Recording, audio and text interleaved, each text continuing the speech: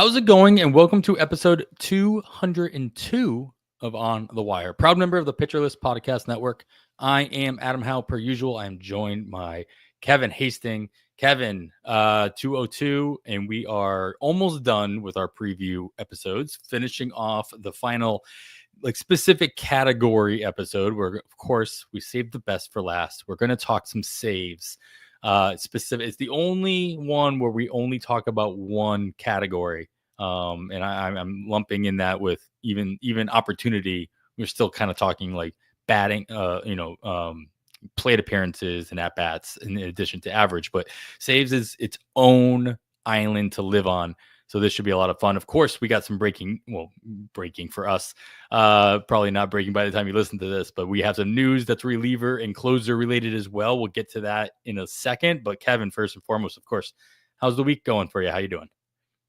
It's going all right, Adam. We're getting closer and closer. We've seen pitchers and catchers report for most, if not Yes. all teams by Yes. now. Official workouts beginning early next week.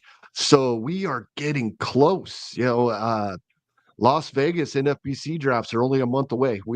Everything is sneaking up on us really quickly now. It's no longer early in draft season. Yeah, right. We are in the thick of it.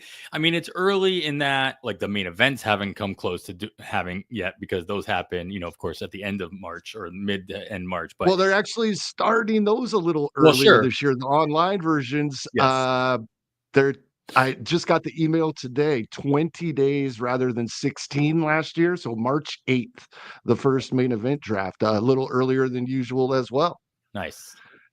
Well, I'll look forward to last year, of course, around that time, we somehow made it work where we could actually record a very poor audio version of an episode Yes. outside of the main event drafts live in Vegas.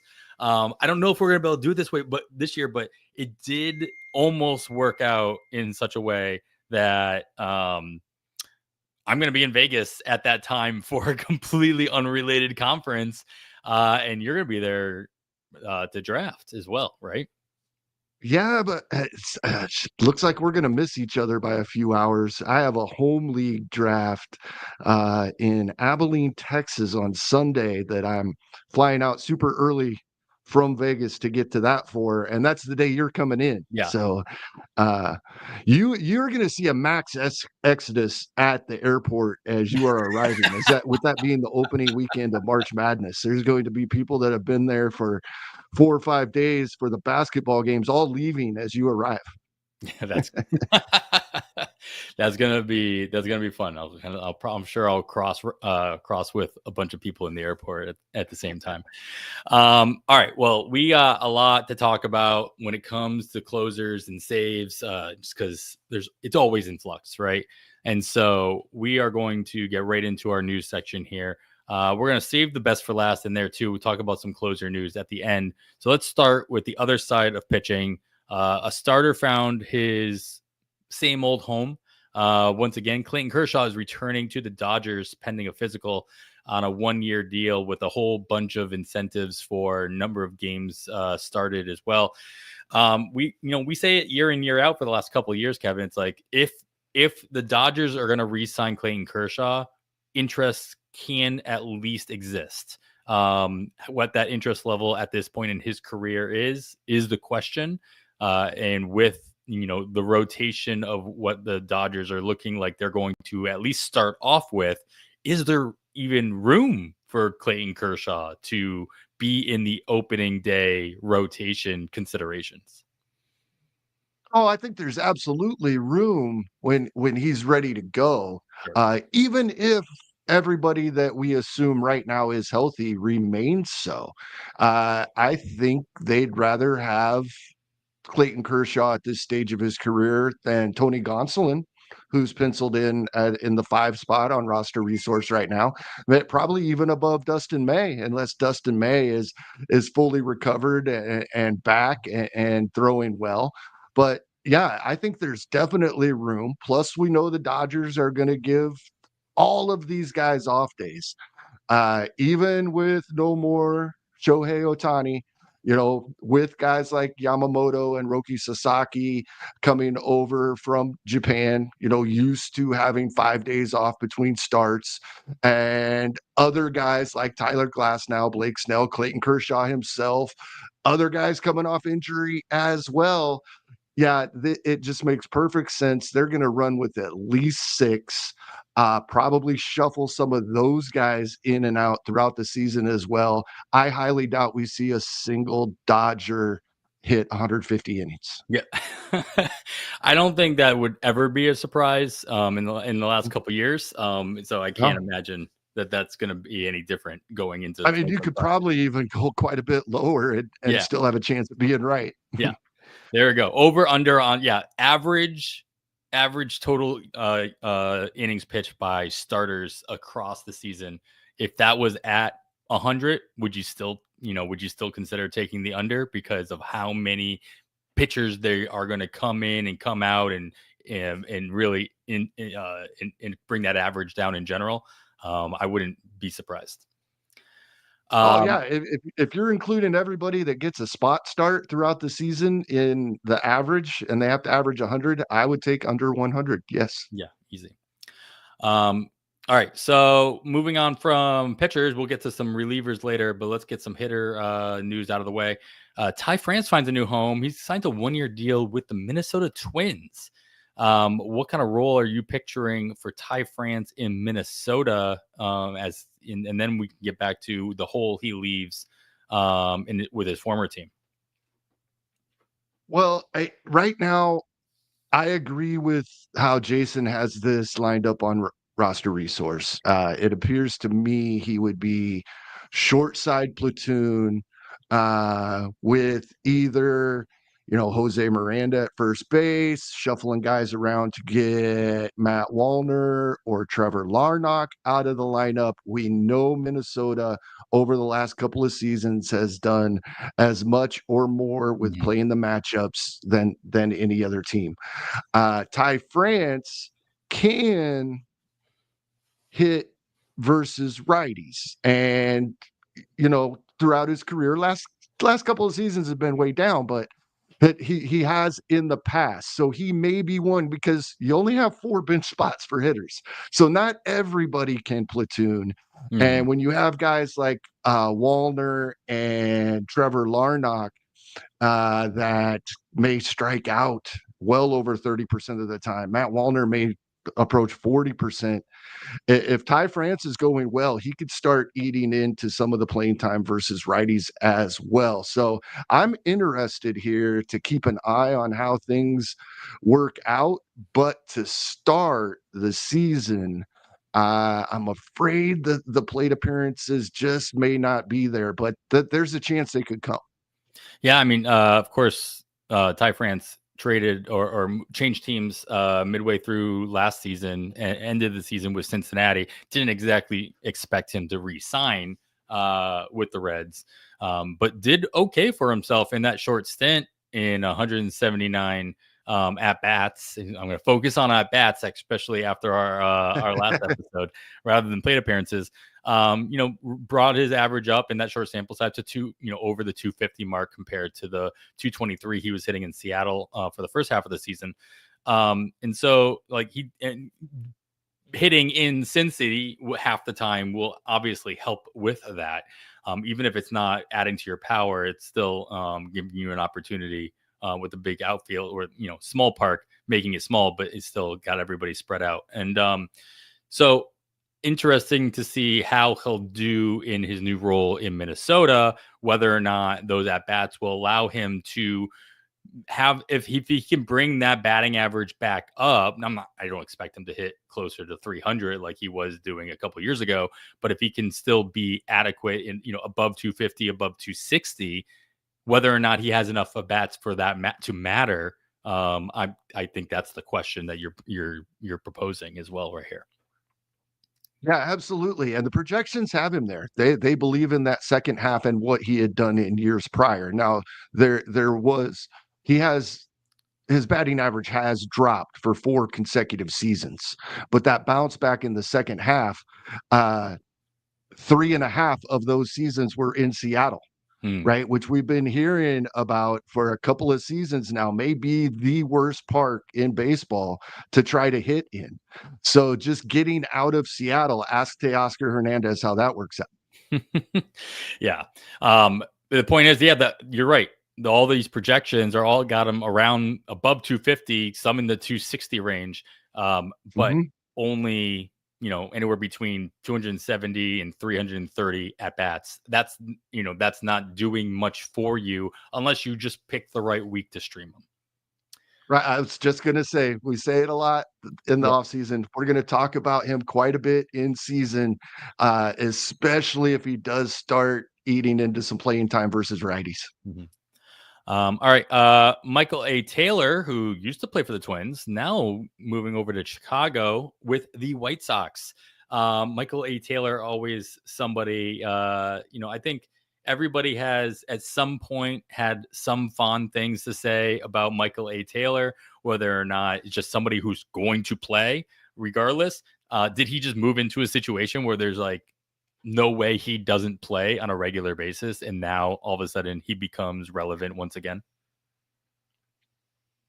I think yes, he will end up getting more playing time than we think, I believe, because I do believe that the outfield for the White Sox was pretty set, and it's the top three guys in the lineup, right? Talkman, Luis Robert Jr., Andrew Benintendi, and we'll see Austin Slater versus lefties. I think even before Michael A. Taylor, many days, that's what Austin Slater does, is hit against lefties. Michael A. Taylor can still play pretty darn good defense in the outfield. And he hasn't had the playing time in years, but we've talked about it several times over the past few seasons. It as a full-time player, he's a 2020 guy pace. So you just got to find the matchups when he is going to play. And once again, he will be a streamer. We'll talk about throughout the season. Every season we talk to Michael A. Taylor when he's getting some run, because he's that 2020 pace guy with the decent batting average. Yeah, he's just the type of guy that like you all of a sudden you'll see him stream in a given week. He'll hit 3 home runs. You'll be like, where did this come from? And steal a couple bases. You're Yeah. like, what's going on? And then you won't hear from him for a good like 3 or 4 weeks, and then something else will happen. He's had double-digit stolen bases 3 of the last 4 seasons for 3 different teams. So he can still run as well. Let's keep in mind, like the guys we're talking about right now, like we got some big signings to talk about, but the signings that we've been mostly talking about for the last couple of weeks have been these kind of players you're not going to draft, especially in a 12-teamer. There's going to be some very rare 15-teamers that you might want to consider drafting Michael A. Taylor, but on most 15-teamers, he's going to be on the wire to start the season as well. So like you can still build out your watch list after you finish drafting. So just keep the watch list already built up. So you're not also like you're not going by rostership percentage to try to figure out who's available, who's not available, who I should be looking at and drafting. It's like these are the guys we've thought about, you've done your homework on, and you want to remember them. Maybe you've got your notebook, but most sites have a watch list that you can program in. There might be a limit on how many guys you can watch at any given time, but hit the limit. Use as many of those spots as you can so that you're not constantly trying to like filter out and try to find the guy that is, that you might be interested in. You already knew some guys, might as well use that information. All right. Well, the big hitter news that just came across yesterday or the day before, I should probably know this because it was happening to my Red Sox. They found themselves a new second baseman in Alex Bregman. This was, I heard all the rumors as a Red Sox fan. I didn't believe any of them because we just haven't had a very active or good couple of off seasons lately. And I'm still jaded by not having a different second baseman at $40 million a year that we could have had in Mookie Betts. I texted my buddy this morning and it was just like, we could have had a $40 million second baseman. And I would have been much happier with that one. But I'm not jaded at all. I shouldn't be. Obviously, with all the rings, nobody is going to be shedding a tear for me in the last 20 years. But that's a whole nother tangent of a podcast. Alex Bregman playing second base for the Red Sox instead of moving Rafael Devers over to first base or DH or what have you. Why? There's that question, and then how much values does this add to Alex Bregman, knowing he's going to get that extra eligibility before the end of week 2? There's a lot to unpack here. Yeah. There is a lot. As as the non-Red Sox fan, I have to think there's another move coming, right? Whether it's they pay off a bunch of the money to get Yoshida off the roster, that clears some things up. Well, early in the offseason, we were hearing about Tristan Casas being traded. Then we might see that Devers move, because all of this boils down to we all expect to see Christian Campbell in 2025, right? Never mind Roman Anthony. Yeah. Right. Yeah. Yeah. Not to mention Roman Anthony, but just to make room for Christian Campbell, somebody's got to go. Now, Trevor Story getting up there in age, and we haven't seen a lot of him in recent years, but we're expecting, and I'm certain the Red Sox are expecting him to perform and keep the spot, but that's getting a little old for a shortstop.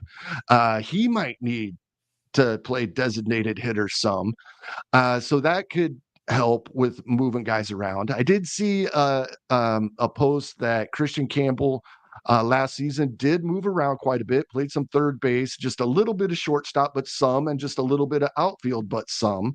So that he's got paths, but something has to give here. And I don't think the Red Sox would solely wait on injuries to get Christian Campbell and Roman Anthony in this lineup. I think there's more moves coming. I really do. I mean, I feel like we've been saying that about other teams for a long time. Baltimore obviously comes to mind. It's like there's got to be another move. There's like they have too many guys. They've got to trade for some pitching. They've got to fill in this other hole in a completely different area, and they just never do it. And so I don't know. Like for a long time, the Red Sox had absolutely no farm system, and now all of a sudden we've got some of the best, if not like 2 of the top 5 prospects in the game in some circles. And I mean, after the debacle with not bringing back Mookie for a long-term deal, losing out on a couple of other, very recognizable names that we brought up through the system. Let's remember Mookie Betts actually came up as a second baseman, moved to the outfield as well. So that's obviously a route Christian Campbell can take if the opportunity is necessary. But I don't know that, I don't know that any of the prospects are going to be going away. Like I don't see them trading Ramon Anthony or Christian Campbell or Ceddanne Rafaela off this roster. I mean, I just don't see that happening. But that's the quote. If you're going to sign somebody like Alex Bregman, like you're going to play him. You spent all this money. A lot of it's deferred. I'll give them that. A lot of it is deferred. They're taking the playbook out of a couple other teams' book, but yeah, I don't know. I don't know what that move would look like. And there's been so much talk about dropping Yoshida off the payroll, and none of that is coming, and none of that has come to fruition yet. And he's only played one season of a 5-year, $90 million contract. They'll have to pay off a lot of that money to get rid of him. But yeah, you mentioned a couple of weeks ago, David Hamilton. You just want to see him play. He's fun to watch play, right? And, if he was younger, I wouldn't see this as much of a possibility, but he is 27 years old. He may be the guy that gets traded. And then somebody like Trevor Story that's getting up there in age, maybe he becomes a utility guy, something along those lines. But something has to give here with this roster. Yeah, it's going to be an interesting spring training as far as who ends up playing different positions, where they end up playing them on the field. I don't care about the batting order here. I care about what players are playing in what position. To that being said, if I see a lot of the prospects in the first half of the lineup that's where I'll be even, my eyes will get a lot bigger as well. It's like if they're throwing Kristen Campbell at the top of the order or Ramon Anthony toward the top of the order because they need to see them get as many reps as possible, then a lot more questions end up arising because it's like, yeah, these guys are there to make a difference in 2025. Might not be at the start of the season like I thought it might have been for both these guys, but I don't think they're long for Worcester for very long in throughout the beginning of the season. Yeah, and as far as Bregman goes, is there a better landing spot for him?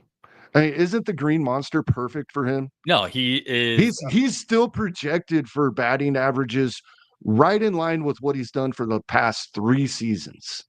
But the way he can pull the ball into the monster, I'm not talking about over it. I'm talking about batting average here. I could see a 280 plus, maybe even plus batting average out of Alex Bregman in that ballpark with his low to mid 20s home runs. The projections he has across the board, but with a 20 to 30 point boost in batting average, I could see coming. He's Mike Lowell 2.0 for like a guy that moved from one terrible. Oh well, Houston's not a terrible pitching. It's not a pitching park, but like to move into that environment in Fenway and just completely take advantage of the monster is exactly what Mike Lowell did for many years after moving from Florida at the time. I guess Miami still. Yep. And I totally expect Bregman to do the exact same thing. I think how much value does adding that extra position eligibility though do for Bregman, especially with we talk about the glob, to steal the term from Paul Score of second base, that you're like, I don't really care who I get as long as I'm just going to end up with somebody from this glob.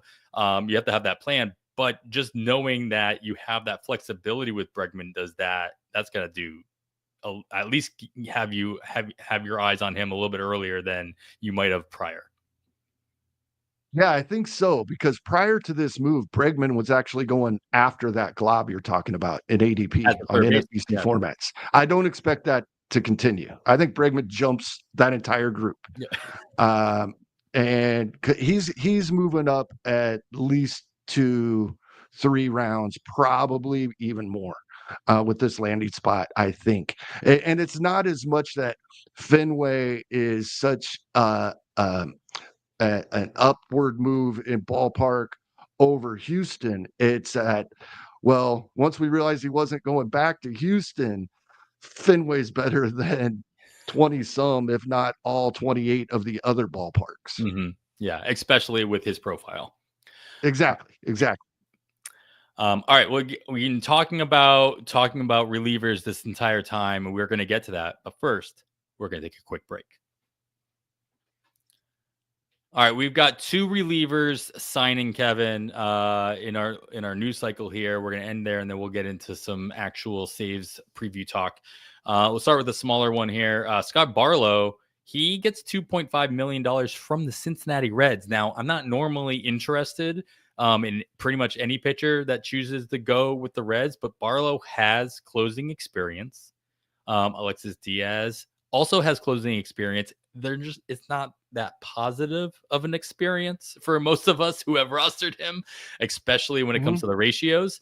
And now with a new manager in Cincinnati, and Terry Francona, you would expect at least the opportunity to make a change at the closer position. Is Scott Barlow an option in Cincinnati? And spoiler, we might end up talking about him a lot more later on, so you can say whatever you want here. It is possible. It's worth keeping an eye on. It's not a lot of money. It is a major league contract, I believe. But he is in this bullpen, and yes, has closing experience, has had as many as 24 saves in a season, and even had a couple in his 55 innings in 2024. I think at a minimum here, even though he may not be the 7th inning, 8th inning guy, I think he might already be the guy when Diaz needs a breather, right? Or he's, three consecutive days, needing a save Sure. opportunity in the ninth. Any of these, Barlow might already be that guy out of this group. Sure, Taylor Rogers is there. Emilio Pagan has experience as well. But depending on what we see out of Scott Barlow in spring training, he's had kind of a down season or two since leaving Kansas City. But we've seen him be really, really good in the past. In fact, when he was a setup guy and then moved into the closer role in Kansas City, for about a 2-year period, he was one of the best relievers, overall relievers in baseball. Mhm. Still just 32 years old. So with these guys, yes, Taylor Rogers being there would, I think, be the biggest competition right now. But I think Scott Barlow could be the guy already in this roster if you're in one of those situations where you're just looking for somebody that you can get 5 to 10 saves out of and good ratios throughout the year. I think he's already that guy. Yeah, I mean, let's keep in mind, I think everybody, just about everybody, has it in their mind that there's a narrative that if you are the setup guy, you're next in line, and that's just not the case a lot of the time, just because you're usually really good at that, at setting up that final inning, and usually the setup guy is also coming in during those very high leverage middle of the order, like, I trust you to get these, like, numbers 3, 4, and 5 out just so we can get to the closer. And the closer doesn't always have to be your best pitcher. It just needs to be the guy that can finish out the game under the hot lights, under the pressure, whether it's getting 7, 8, 9 out or 1, 2, 3 out. And so, yeah, Barlow already being under those lights, having the guaranteed contract, you're not playing for arbitration. Most of these guys, though, in the Cincinnati bullpen, from what I can gather, aren't really playing for arbitration either. Pretty sure Taylor Rogers and Emilio Pagan are past that as well. Alexis Diaz is probably much the only one, which another reason maybe that Cincinnati decides to make a change in that realm. The other big closer to find the most obvious landing spot that I think we were all thinking was going to happen is Kenley Jansen does resign. I would say I was on the record saying there's a non-zero chance he just decides not to sign anywhere and just retire. He does not do that. He signs a deal with the Los Angeles Angels of Anaheim. So anybody out there drafting Ben Joyce, I'm going to say don't drop him right away. That we can talk about that as well. But Kenley Jansen, obviously the closer for the Angels moving forward. How long does that last? And is he at a point where you don't trust him to go, more than 2 days in a row, and not very often at that?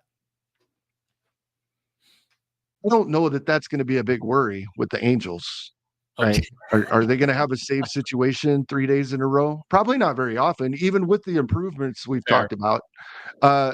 Yeah, we said this last offseason too, but even more so this season because we believe Mike Trout is healthy right now, right? We got, Taylor Ward, Luis Rengifo, Mike Trout, Jorge Soler, Nolan Shanuel, Logan Ohape, Yohan Moncada, Great potential. and then Joe Odell. I mean, it's not, that they're not going to compete for the West, which is important here, but they're going to be okay. And, look, so they've signed some starters and Kikuchi and but so I'm not worried about Kenley Jansen while he's still with the Angels, but he's getting traded, Yeah, isn't he? That's yeah. This,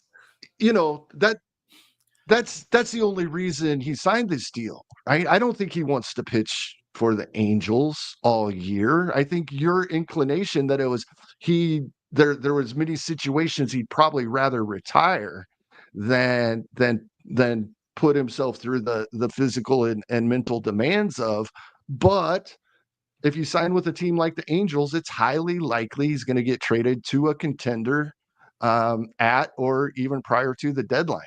So I absolutely agree with not dropping Ben Joyce because he can still be valuable, because he still will probably get some saves on those occurrences where Jansen can't go if there is that third day in a row that you were talking about.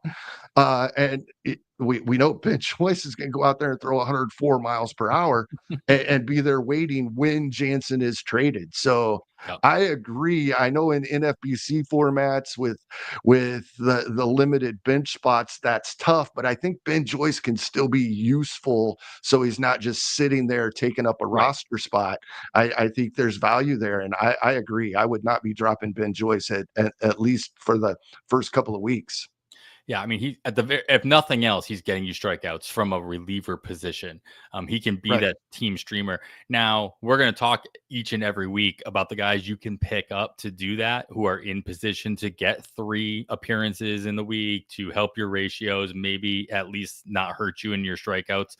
And so by holding on to a guy like Joyce, you are handcuffing yourself to not taking advantage of the guys that are out there on the cheap, on the wire, and rotating them in and out, because the investment that you're making in Joyce is, to your point, as soon as Jansen's out of the picture, Joyce is the obvious fill-in. Whether or not that happens in June or late July, that's the question.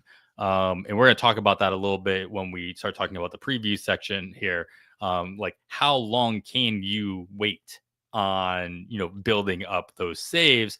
And it really depends on who else you drafted.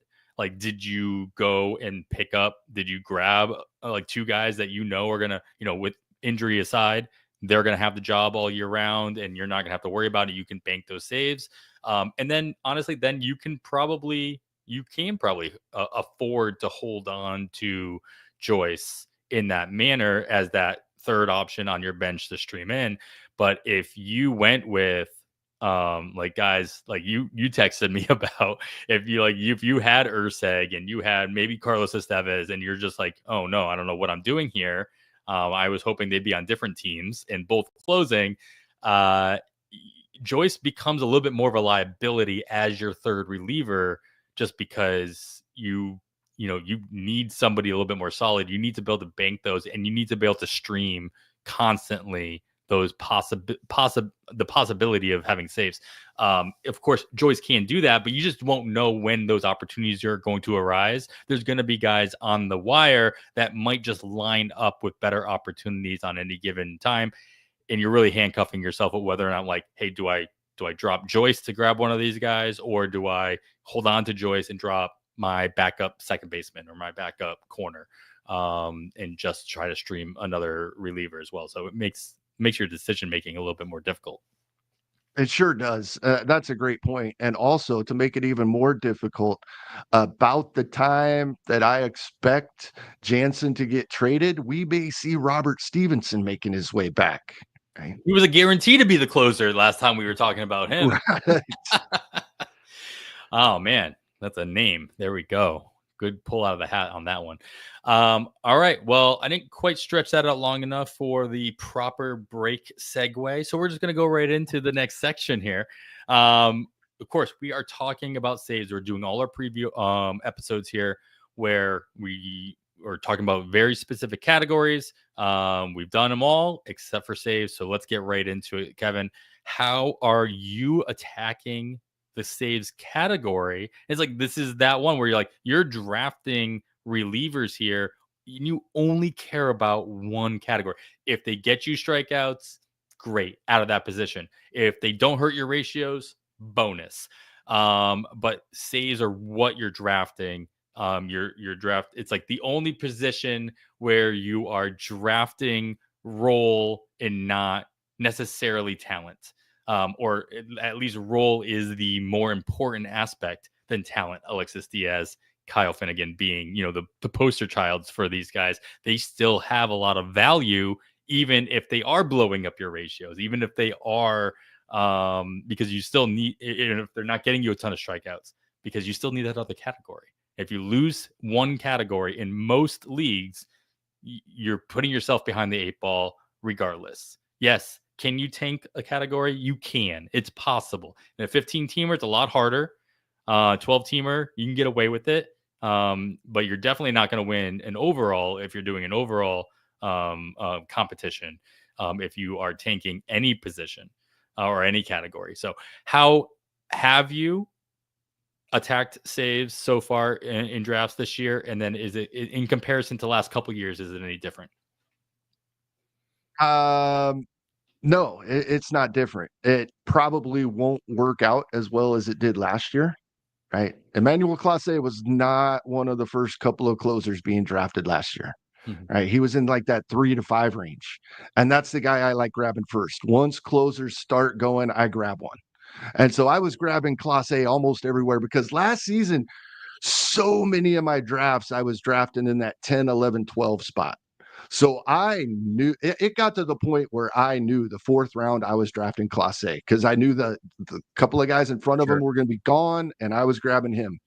On the rare occasion he was gone too, I went the next guy in line.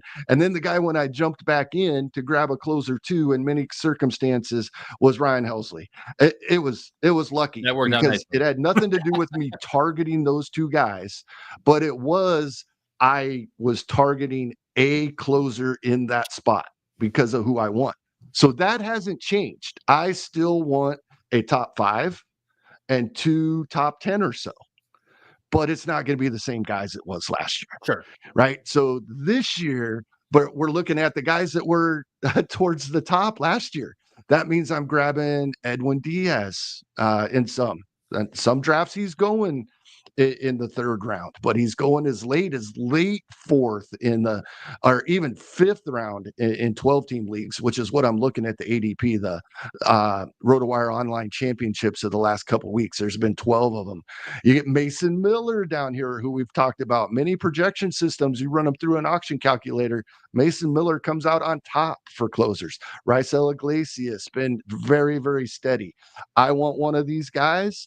And then I am jumping back in. It was in that Lucas Urseg, Ryan Walker range, which is now the Ryan Walker range, right? Yes. But yeah, I want my second guy fairly early as well. And I'm still taking a spec or two late. Yeah, I mean, the 2.5 closers, I think is a pretty standard roster build, especially in a 15-teamer. 12-teamers, you can get. I think you can get away with not getting the half and just going with the 2, and then again, guys become available, and you can grab some guys off the wire, especially if you want to play the week ahead game, as well. I want to ask you about Clase. Like, I am just worried we have another Brad Hand situation in Cleveland where Cleveland just rolled out Clase so much last year.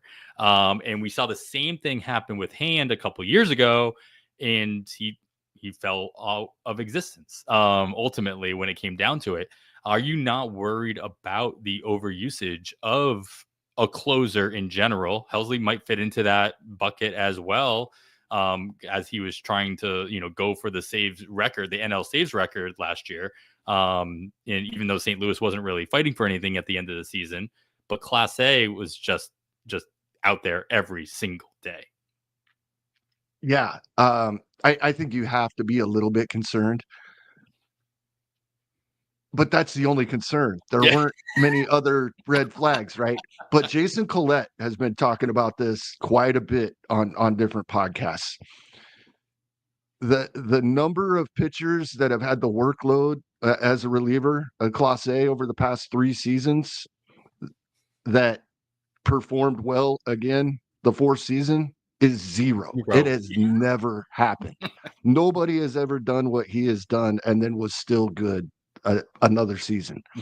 Doesn't mean he can't be the first, but it means the concern has to be there, right? Yeah. And then, then you get the other side of the coin. You have the Felix Batistas of the world, who were obviously very good, took the year off to recover from their injuries or their surgeries or what have you, but now being drafted pretty close to where you'd expect, like, somebody like Felix Batista to be drafted if you knew he was 100% healthy, ready to go on a good team. It's all the stars are aligning where he's got, in those same online championships that you're talking about in the last couple weeks. He's got a nice little ADP of 69. So he's going in the back end of the 6th round in a 12-team draft. Is he? Should somebody like him be your RP1? Or like, are you only looking at somebody like Batista if he is at the very least your RP2? If you've got that Edwin Diaz, if you've got the Class A at the top, and then you can wait a little bit more and take a little bit more of a risk on Batista. I think it depends on the draft and how the draft is going, because yes, there are risks with all of these guys, right? None of them. We talk about there being safe closers early in draft champion season, and it starts out there might only be 7 or 8 of them, and then by this time of season, hopefully there's more like a dozen or a couple of more that we feel safe. None of them are safe. But I think that I'm okay with Felix Bautista.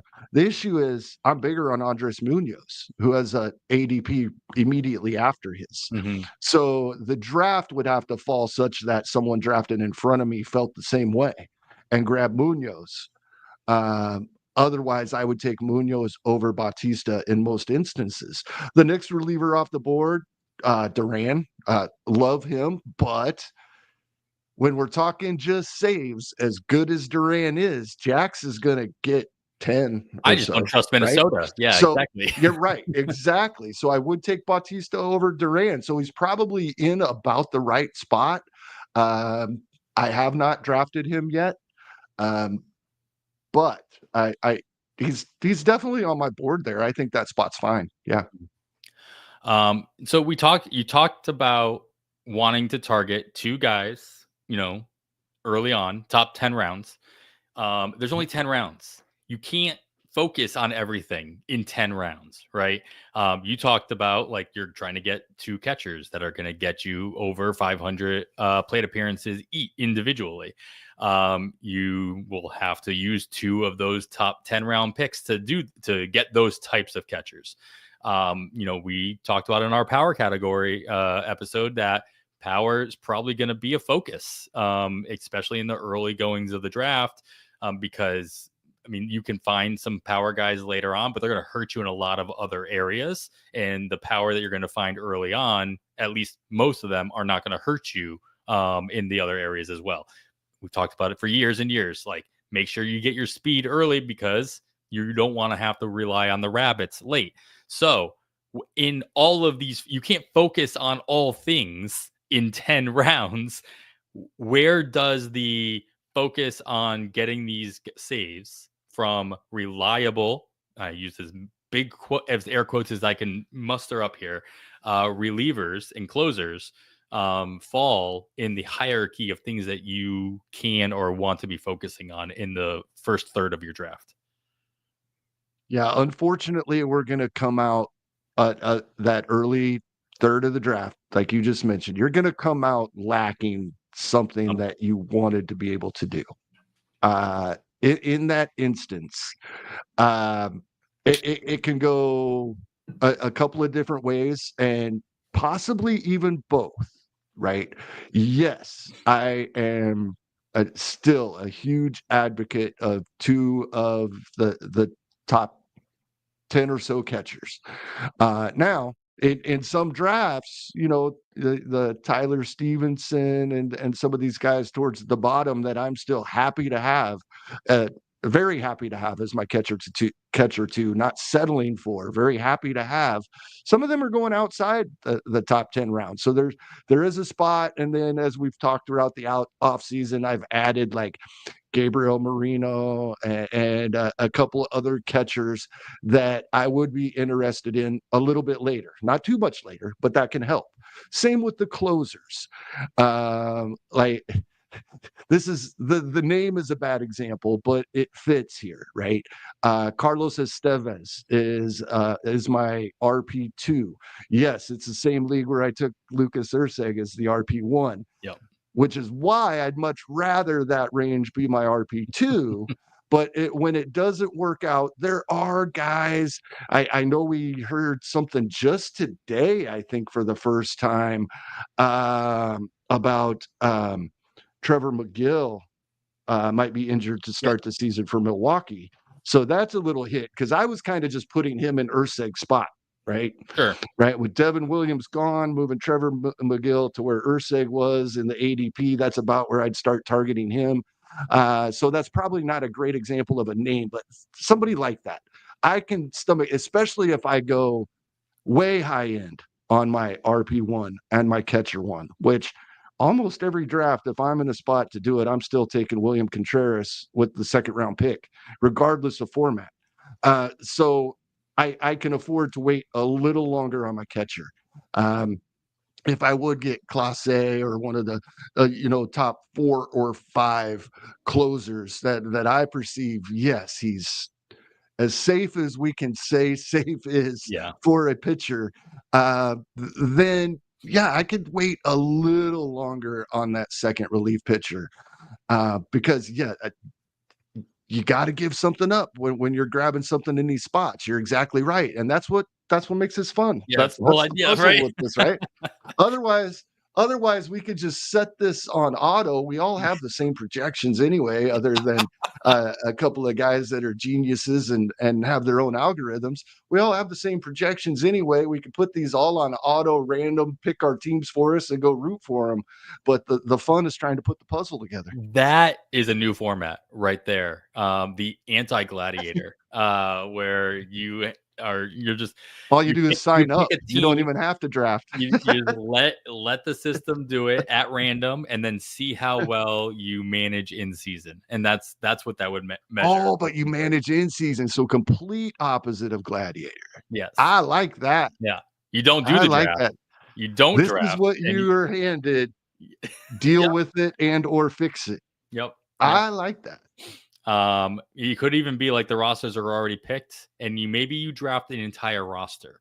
And so there's just 12 picks or 50. There's only 15 picks. Everybody makes one pick, and if you get the 15th pick, well, you're stuck with whatever it is, and you get to pay. If you get the first pick, you get the pick of the litter. But if anything, that's even more pressure to pick the right fully constructed roster. And then again, you've got to do all the management in season as well. Of all the partnerships we hear about in fantasy sports, I have a friend that in both baseball and football, we've had success. He does the draft. I'm not even there. Yep. And then I do the entire season.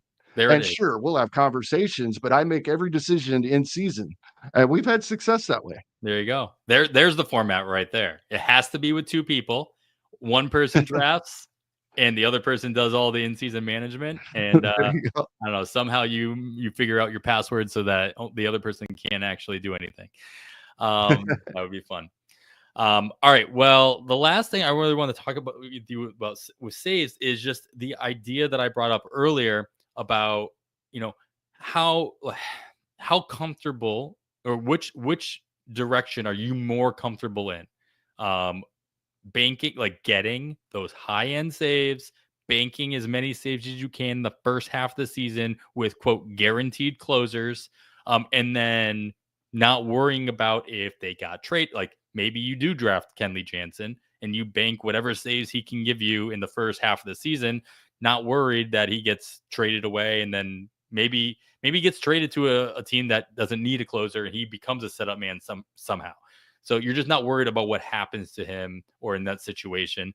And then you can stream other categories, especially in the second half of the season, whether it's, making up on steals or streaming starting pitchers for strikeouts and trying to make up ground that way, or banking on the fact that you can work the wire throughout the season, getting a week ahead, making all the right decisions. Because of course you'll make all the right decisions on bringing in the next closer on a team, streaming a guy who's going to vulture a save here or there. I mean, if you stream a guy that vultures a save a week, you've done your job. Like that was a successful pickup, whether you meant to do it or not. If you can do that enough, you don't have to and not worry about the saves that you've banked and not use the draft capital. That's another route to go.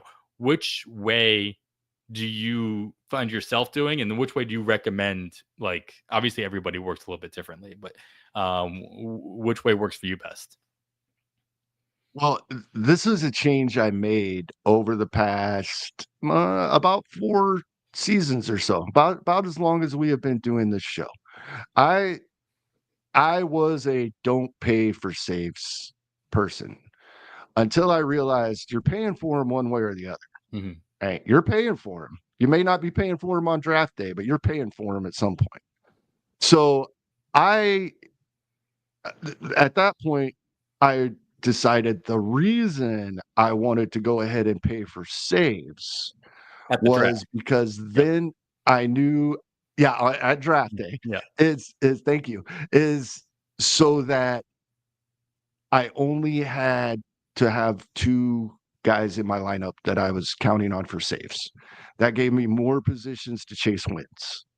And it might be another reliever, but or 2, but I'm not necessarily trying to vulture saves with those guys. I'm really trying to protect my ratios, boost my ratios, and hopefully pad some strikeouts and wins Mm-hmm. is what I'm hoping to do with my third and even more relievers if I end up using them in a week.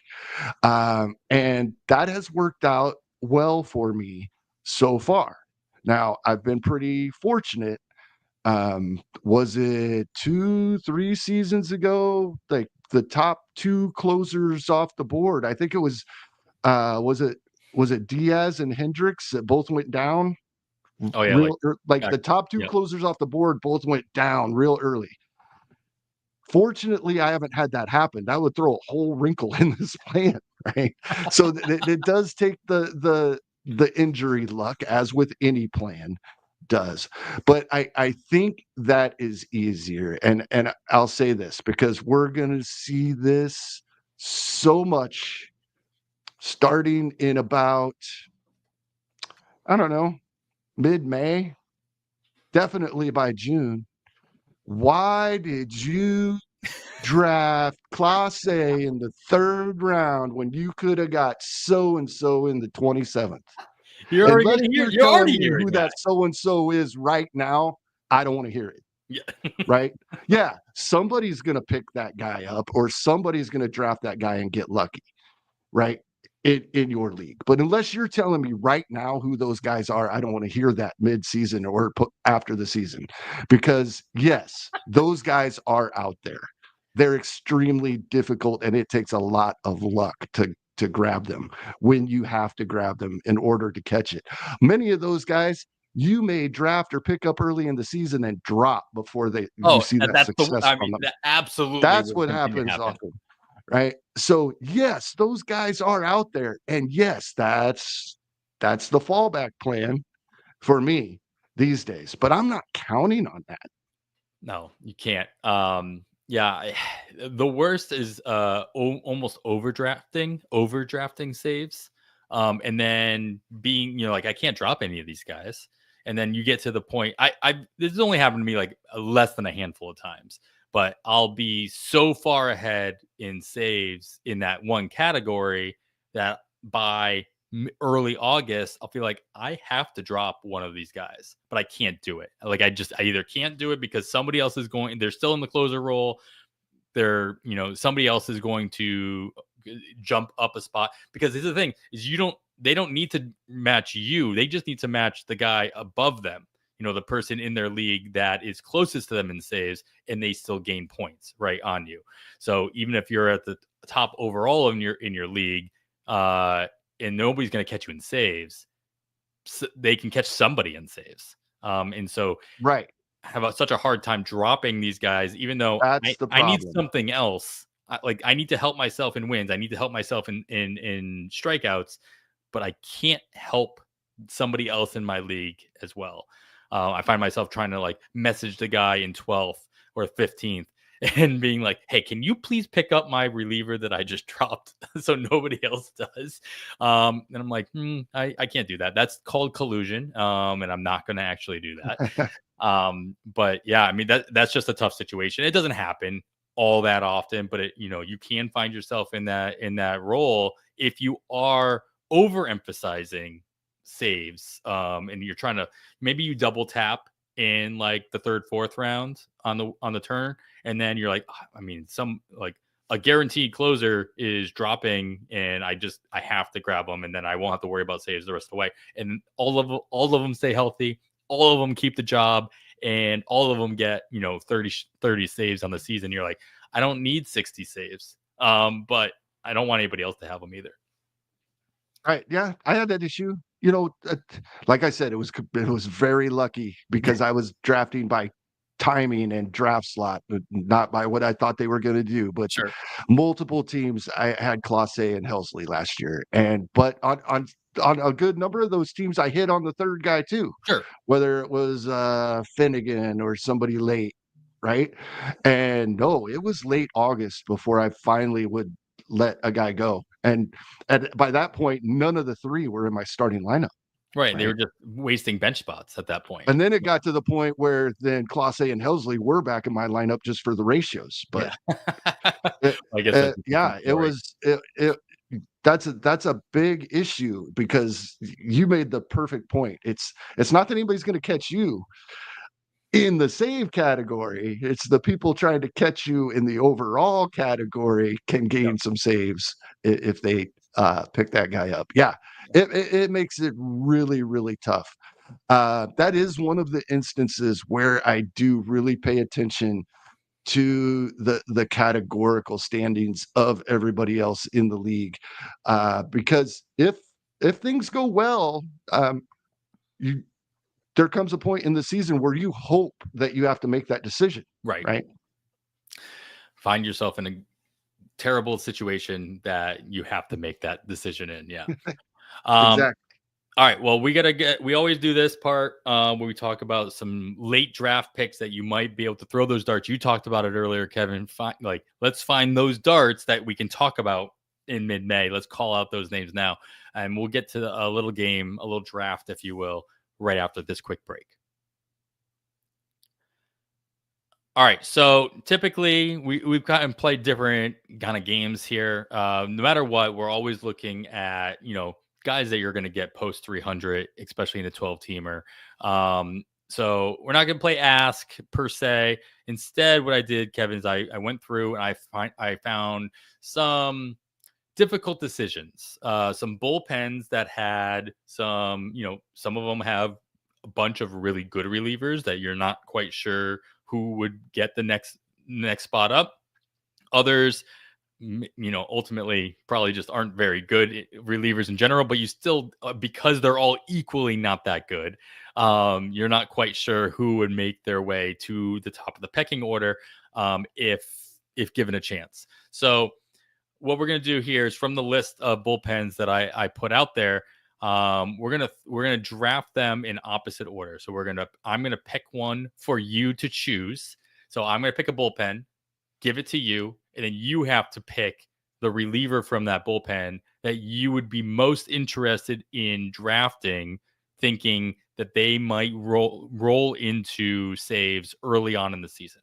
So we care mostly about what's going to happen early in the season with these darts, because as you said earlier, a lot of these guys, if you do throw that dart at the end of your draft, more likely you're going to end up dropping them before they actually do anything for you. So the focus here is the guy you think will actually get a save or two in the first 2 or 3 weeks of the season. And so some of these decisions, you have to pick one. So that's the rule. You have to pick one. You don't have to like it, but if push comes to shove, this is what you'd be interested in. So like I said, I'm going to start it off. I'm going to throw a bullpen your way that I think that at one point would have been a really easy choice. We've talked about it on the show in the past as well. And so I don't know that this is going to be a difficult one for you, But I think with recent news, has become a little bit more difficult because the role is now being quote called for. So I'm going to give you Toronto's bullpen. As we talked about earlier, we thought it was pretty obvious who the reigning one was, a closer was going to end up becoming, and then they went off and got a new option with Jeff Hoffman being the apparent closer there. So I know you know their bullpens. You can use the three that I threw in here, or if you see a wild card in the bullpen that you think would be a better choice, you can choose from that as well. No, I think in Toronto, it would come down between Chad Green, Jimmy Garcia, and Eric Swanson. And I am going to stick with Eric Swanson, who we did talk about earlier in the offseason. And I'll admit, was not even on my radar till I heard Phil Dussault talking about him, but I had forgotten all about Eric Swanson. But then once you start remembering how good he was in Seattle, how highly Toronto thought of him when they brought him in prior to the injury, and then with the injury, he's younger, not only than Chad Green and Jimmy Garcia, but also younger than Jeff Hoffman. If any of the injury concerns or just poor performance happen to show up there. So I would throw the dart on Swanson. Plus, he's going after pick 500, so he's going to be available. If you start seeing, you know, Jeff Hoffman looking a little shaky and people are picking up Chad Green and you don't want to spend, you know, $15-20 in fab for a spec, grab Swanson for $1. I think Swanson's the best pitcher of the bunch. He's also the only one in arbitration of the bunch as well. He's only got 1 year left, though, right? Yes, he's free agent in 2026, so he is. You're right. So this is the last year of his actually. So he becomes free agent. Him and Chad Green will be free agents at the end of this season. Yimi Garcia is the one that's under contract. He signed a 2-year deal earlier this offseason to return to the Blue Jays. And so, I mean, that's a 2-year, I think it was $15 million. So, I mean, that's not quite closer money, but it is guaranteed.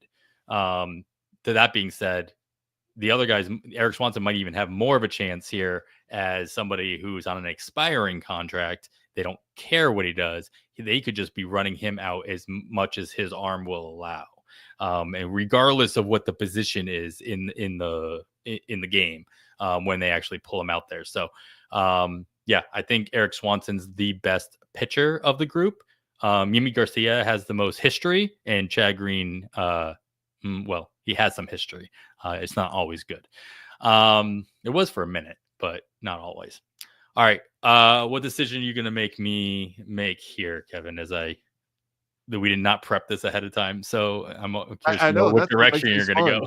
No, but I know exactly where I'm going to go here because I am very intrigued to see what you have to say. I want to go to Philadelphia, where we have injury concerns with the guy that does seem to have the closer job in Jordan Romano. And they have Matt Strahm, who we have seen be excellent.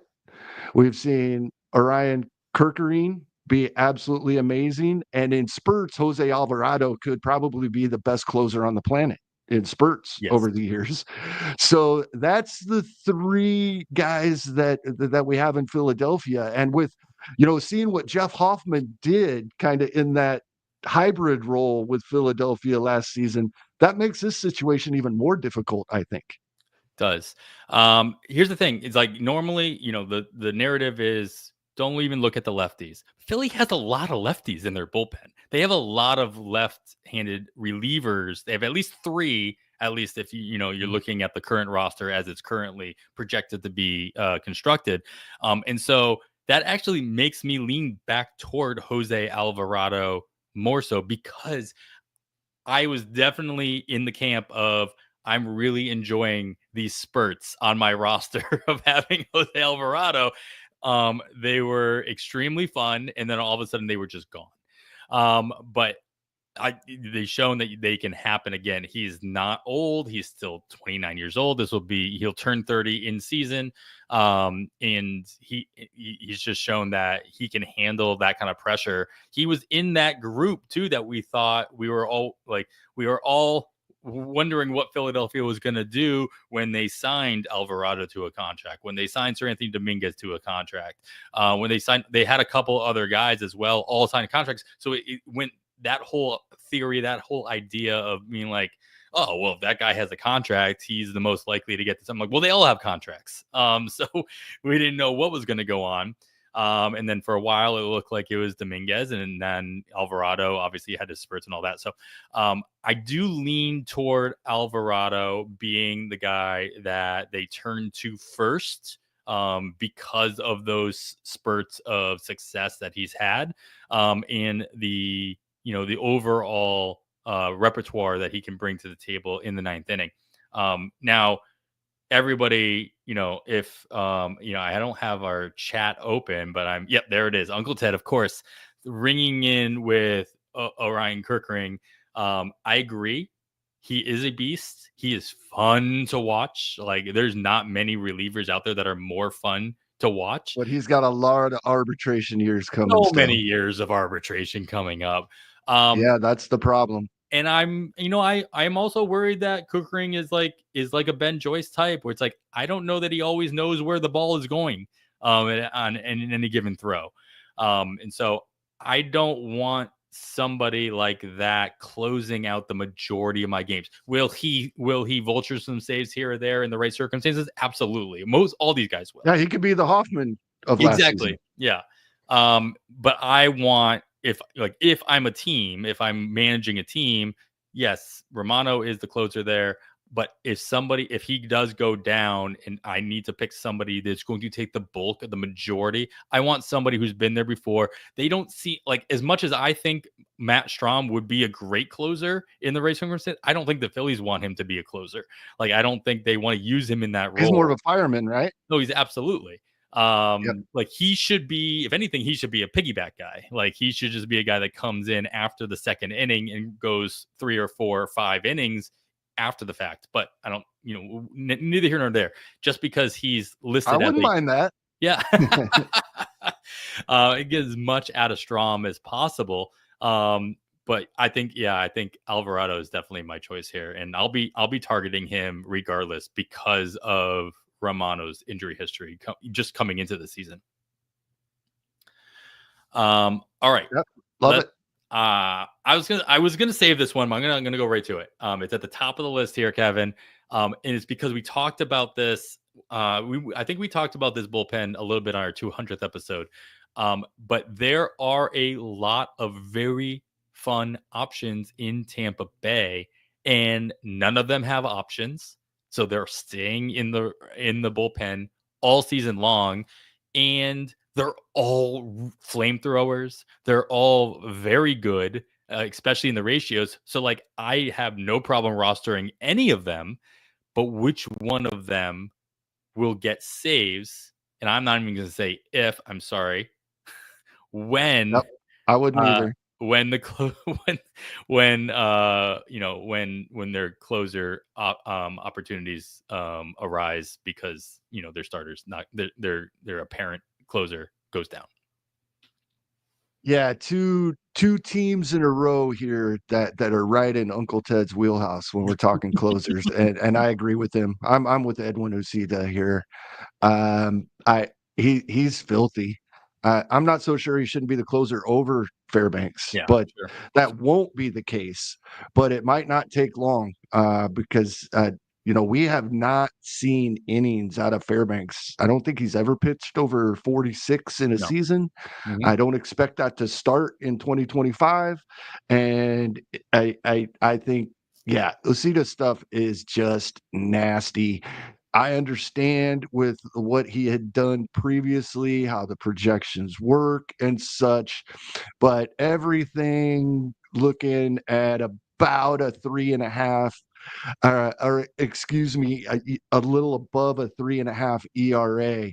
after what he did in over 40 innings last season, I just think is relying too much on the historical numbers and not looking enough at the underlying metrics and what he transformed himself into in 2024. The the backlash on that is relievers are very volatile. We could see him revert back, unfortunately, but I don't think that is the case. Now, the problem becomes, like we've talked with every other situation, he hasn't reached arbitration yet either. However, his stuff is just so So it's nasty just that I just it I understand it still happens. I do. But the other guys are all still arbitration they're all eligible as well, right? yep. So it shouldn't matter too much other than If it all the gets fact spread that it out. would be Clevenger's second arbitration year, I guess is the only thing that would move him up. Hmm. So unless they go completely all the way off the roster. They would have to bring someone in off the roster not to boost their arbitration case by allowing them to save, by allowing them to close games. So I'm sticking with who I think is by far the best pitcher in this bullpen, Edwin Ucita. My only concern about Ucita, and I love everything you said. I agree with everything you said about him. He is amazing to watch. He's just a lot of fun, and he throws absolute gas. They didn't treat him well at the end of last season when they needed a closer, when they didn't have Fairbanks. Yeah. He was in there, and he would get pulled with 1 out to go in the ninth on a consistent basis. He would go a whole week without actually making an appearance. And I don't. Maybe this was because this is the end of the season and he's still, young enough where they were worried about that.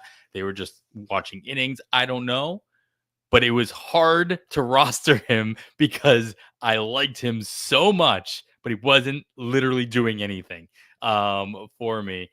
He would get 3 strikeouts and 3 out. Like he would make 3 outs and get 3 strikeouts, but he would get pulled. He would come in at the, in the bottom of the 8th, get the last out, get 2 outs in the 9th, and then they would pull him. And all of a sudden he doesn't get the save. And either, Clevenger or Rodriguez would get the save with the 1 out save, which was always really annoying. So I'd like to see Unfortunately, what I think happens. I found the threat. Unfortunately, I think I found the threat. They have Cole Sulser at AAA, who is a free agent in 2026. Unfortunately, he could jump all these guys, He right? could. But I think he's the only guy in the organization that's not doesn't still have arbitration years left as a relief pitcher. But that he'd probably be my biggest concern. Yeah. All right. So, all right, Kevin, give me my second bullpen to consider here. Oh, I forgot I was going to have to give you more than one. I was really happy about the Phillies. I wanted to hear about that. Um, let's go to here. Here's another one I'm really interested in, mainly because one, we we're not sure what kind of performance, even with health, that we're going to get out of Ryan Presley in 2025, the new Cubs closer.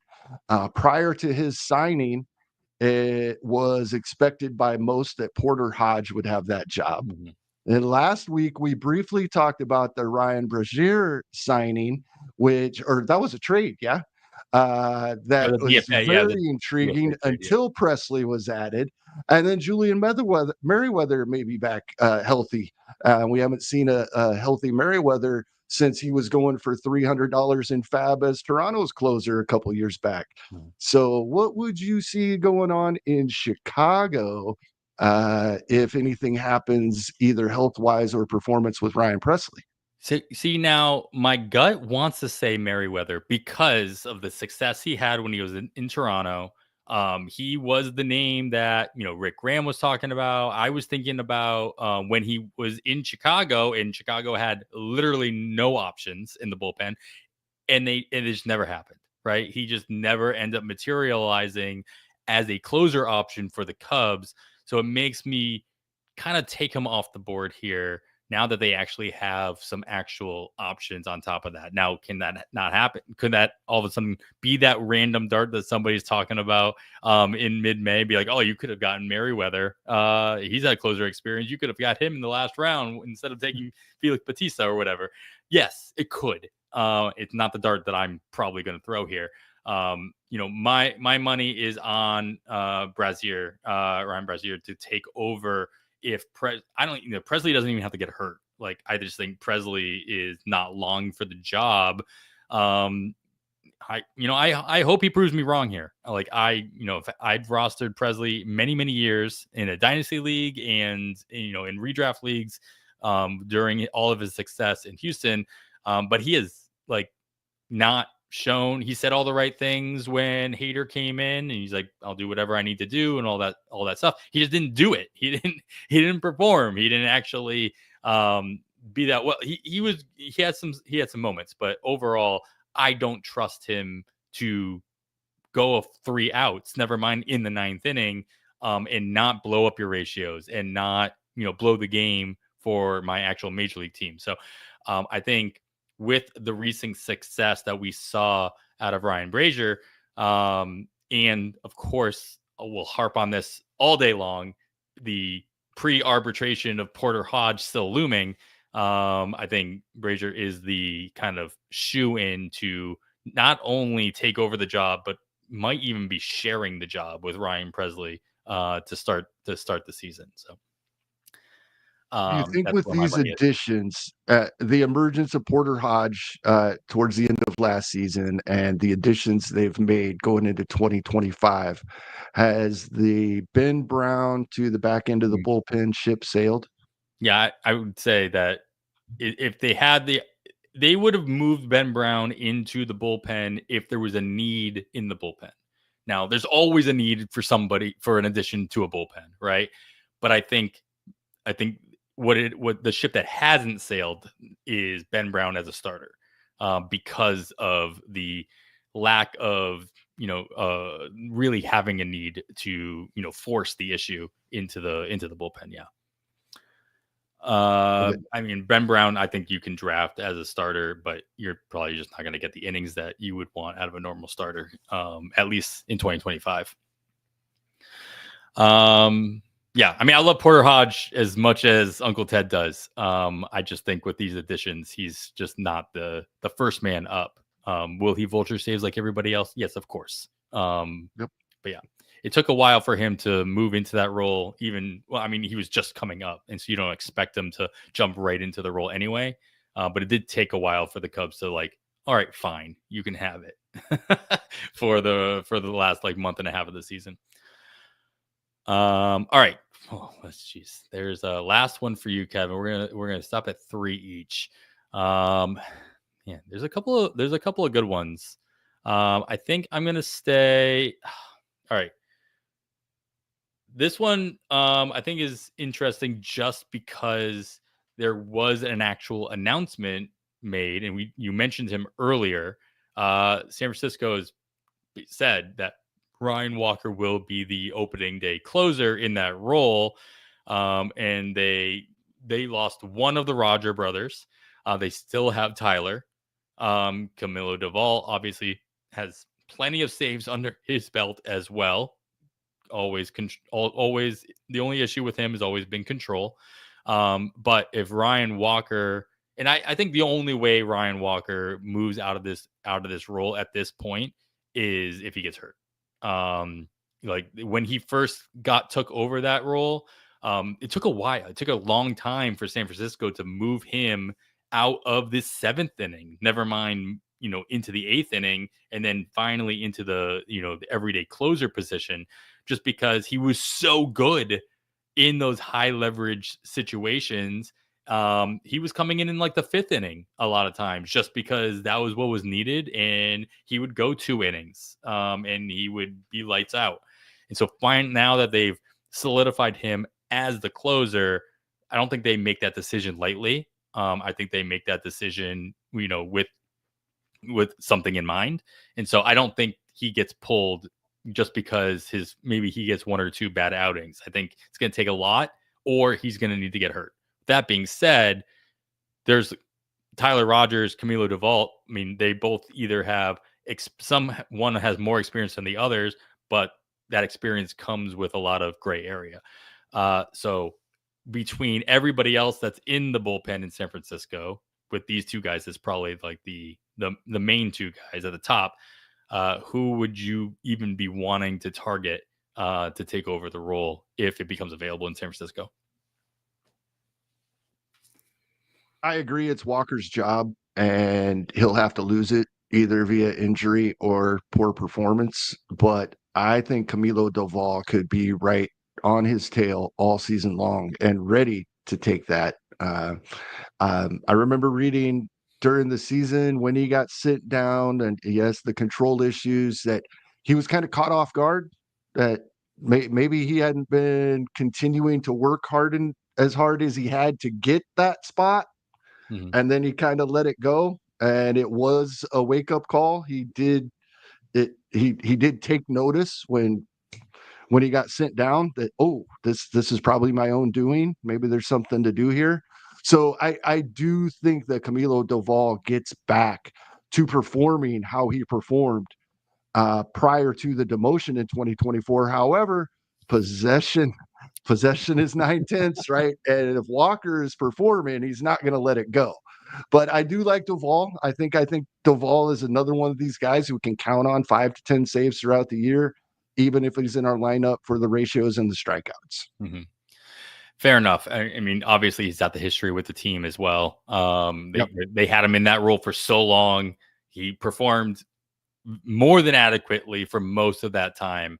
And if he really did, take that demotion to heart, make the adjustments, then yeah, he could be right there, ready to go. All right.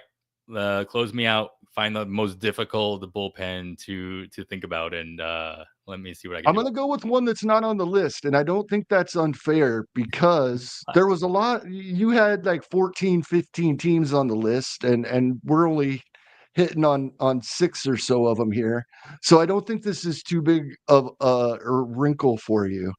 And based on there still being, due to this, the family issues with the San Diego Padres, and now they're needing to cut money because there's family fights over who actually owns this team. Robert Suarez is still being talked about being traded. Right. If Suarez is gone, Tanner Scott now over with the Dodgers. The But closer for the they Dodgers. still have a nice, they still have a nice bullpen in San Diego. Jason Adam, Jeremiah Estrada. And I would throw as the third guy in here a guy that in my holds league was amazing in the second half last year. I don't think people that don't play in holds leagues probably realize how good Yuki Matsui was in the second half for the Padres last season. So I'm going to throw him in there as a third option. Yeah, and that's another bullpen that has at least 3 solid lefties in as options. So Matsui is definitely he doesn't get singled out for being a lefty because they have other options as well. Adrian Morion and Wandy Peralta, who also good, have moments in their own right. Experience. So this is overall, yes, a very decent bullpen. As you're giving it to me, I'm like, oh, great. I'm like, Jason Adam. Like, it's a very easy choice here. And then, yeah, you start listening. I start looking. I'm like, oh, actually, yeah, I can see that guy getting some. This is not helping. I do think Jason Adam is the guy though, like to move in because they just signed him. They just paid him. So unless they're going to trade him alongside Robert Suarez because nobody knows who's paying who, as you said before, I do think Jason Adam is the guy. He just has closer makeup, and to be fair, most of these guys do. As I'm like looking down, one of the things you look for in a closer, especially somebody who's going to come in and take over the role on an everyday basis, and maybe they don't have a lot of closing experience in the past, is where is their fastball sitting? Matsui's the lowest one here as an average of 92.2, where you have Jason Adam at 90 over 95, Estrada over 97, Morion 97 for even Sean Reynolds. And so that makes me lean like Jason Adams right there, right just shy of 96. So it's a decent separation on his other pitches as well. So I like Adam because I think he has a great name. I also think that he is just the makeup, and he's been in those high leverage situations for very consistently in Tampa Bay, and now going into San Diego as well. I think that he's just got the makeup there. Now, next on my list might even again, I'm going to go with that whole. I want to have somebody with a decent fastball in the ninth inning. Now, can Matt? I mean, you can get holds anytime in the game. Like you can come in the fifth inning and get a hold, as long as it's a quote save situation at that point in the game. So I think Matsui, as well as he is, maybe isn't a ninth inning guy to get to close out those 3 outs.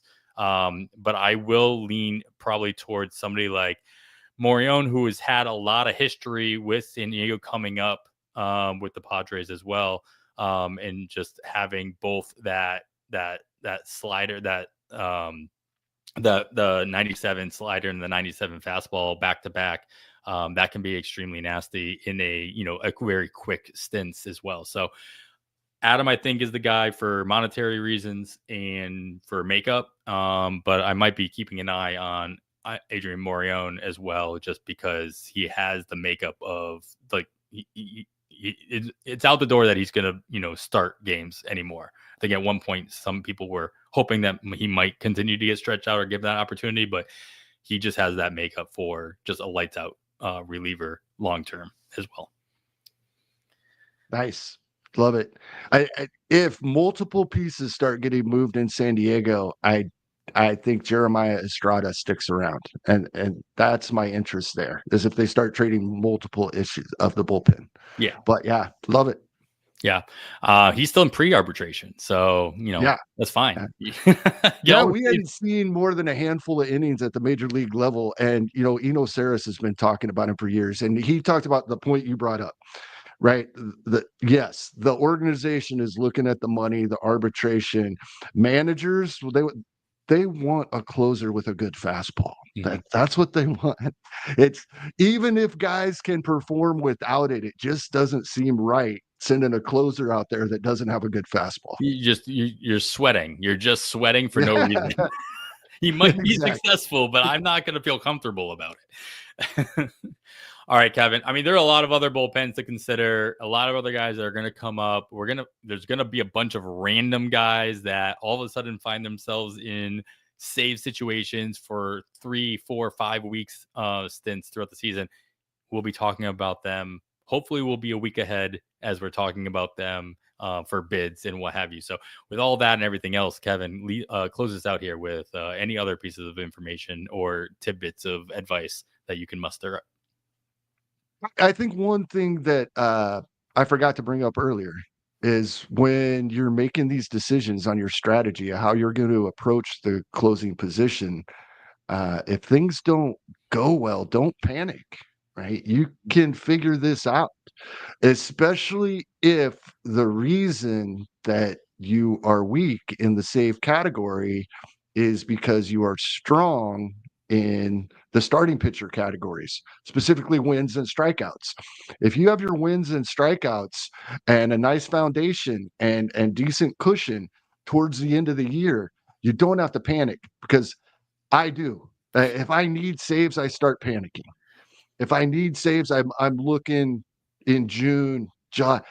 By the time mid-August runs around, everybody is dropping that third closer that they don't need anymore. Maybe even their first and second closers if they have that huge pad. If you have your wins and strikeouts in a spot where you can roll with 4 or 5 starters in a week and you can put 4 or 5 relievers out there, the saves are there in the last 6 weeks of the season. The problem is everybody's chasing them for the 4.5 months prior to that. And I think that's our mistake. We panic and we spend a lot of fab. We don't need to. Just sit back and wait. Doesn't mean we're punting. It means we got to pad our other categories because those saves will be there later. Yeah, fair enough. I like that you brought that full circle after I asked about it early on. So I like you saved that for the end. Um, cool. Well, we finished up all of our categories. Of course, we'll get to my favorite section next week when we talk about wild card sections. Probably a lot of prospect talk of guys that are going to come up early on in the season, but we'll figure out what that format looks like when we get there. After all that and everything else, that is going to do it for episode 202 of On the Wire. On behalf of Kevin Hastings, I am Adam Howe. We bid you goodbye.